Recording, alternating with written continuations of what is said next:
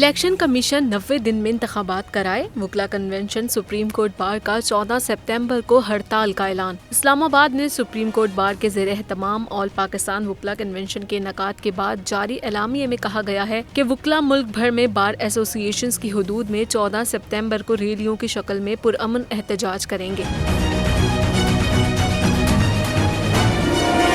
एलामिये में कहा गया कि इदारे आइन के तहत इंतखाबात के इनेकाद से गुरेजा है। आम इंतखाबात का इनेकाद आइन के तहत 90 रोज में करवाया जाए। एलामिये में ये भी कहा गया कि इलेक्शन कमीशन 90 दिनों में आम इंतखाबात का इनेकाद यकीनी बनाए। कोई निगरान सेटअप 90 दिन से ज़ायद अरसे तक कायम नहीं रह सकता। पंजाब और खैबर पख्तूनख्वा की निगरान हुकूमतें गैर आइनी हैं।